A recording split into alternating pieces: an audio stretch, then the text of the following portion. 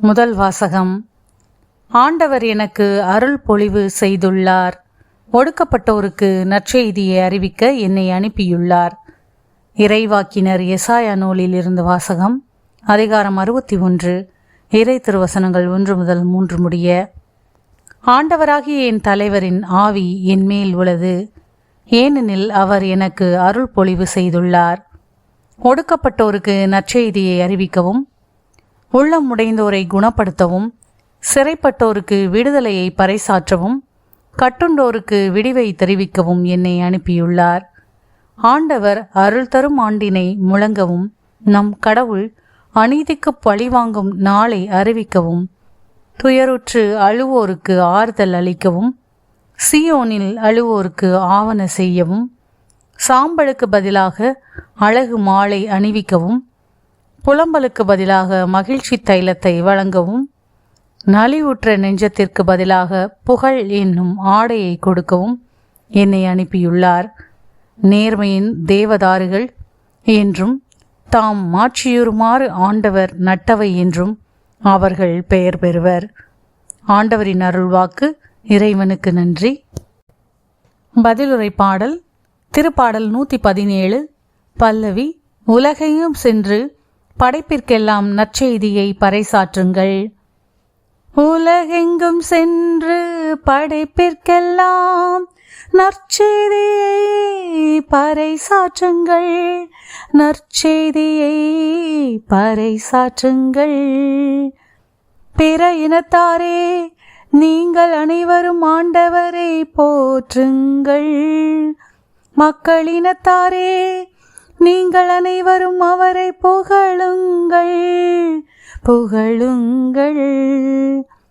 உலகெங்கும் சென்று படைப்பிற்கெல்லாம் நற்செய்தியை பறைசாற்றுங்கள், நற்செய்தியை பறைசாற்றுங்கள். ஏனெனில் ஆண்டவர் நமக்கு காட்டும் மாறாத அன்பு மிக பெரியது. அவரது உண்மை என்றென்றும் நிலைத்துள்ளது, அவரது உண்மை என்றென்றும் நிலைத்துள்ளது.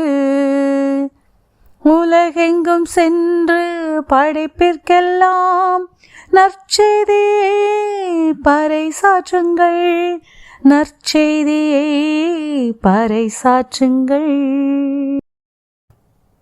இரண்டாம் வாசகம். நற்செய்தியை அறிவிக்காவிடில் ஐயோ எனக்கு கேடு. திருத்தூதர் பவுல் கொரிந்தியருக்கு எழுதிய முதல் திருமுகத்திலிருந்து வாசகம். அதிகாரம் 9, இறை திருவசனங்கள் 16 முதல் 19 மற்றும் 22 முதல் 23 முடிய.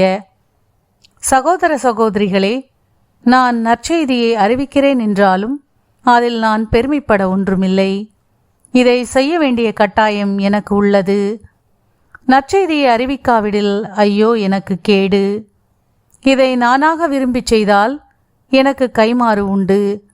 நானாக விரும்பாவிட்டாலும் இது என்னிடம் ஒப்படைக்கப்பட்டுள்ள பொறுப்பாக இருக்கிறது. அப்படியானால் எனக்கு கைமாறு என்ன? உங்களுக்கு எச்செலவுமின்றி நற்செய்தியை அறிவிப்பதில் உள்ள மன நிறைவே அக்கைமாறு. நான் நற்செய்தி அறிவிப்போருக்குரிய உரிமையை கொஞ்சம் கூட பயன்படுத்தி கொள்ளவில்லை. நான் யாருக்கும் அடிமையாய் இல்லாதிருந்தும் பலரை கிறிஸ்துவிடம் கொண்டுவர என்னை எல்லாருக்கும் அடிமையாக்கி கொண்டேன். வலுவற்றவர்களை கிறிஸ்துவிடம் கொண்டுவர வலுவற்றவர்களுக்கு வலுவற்றவனானேன். எப்படியாவது ஒரு சிலரையேனும் மீட்கும்படி நான் எல்லோருக்கும் எல்லாமானேன். நற்செய்தியால் வரும் ஆசையில் பங்கு பெற வேண்டி நற்செய்திக்காக எல்லாவற்றையும் செய்கிறேன். ஆண்டவரின் அருள்வாக்கு. இறைவனுக்கு நன்றி. நற்செய்தி வாசகம். படைப்பிற்கெல்லாம் நற்செய்தியை பறைசாற்றுங்கள். மார்க்கு எழுதிய தூய நற்செய்தியிலிருந்து வாசகம். அதிகாரம் 16, இறை திருவசனங்கள் 15 முதல் 20 முடிய.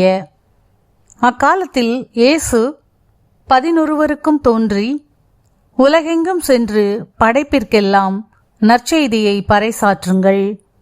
நம்பிக்கை கொண்டு திருமுழுக்கு பெறுவோர் மீட்பு பெறுவர். நம்பிக்கை அற்றவரோ தண்டனை தீர்ப்பு பெறுவர். நம்பிக்கை கொண்டோர் பின்வரும் அரும் அடையாளங்களை செய்வர்.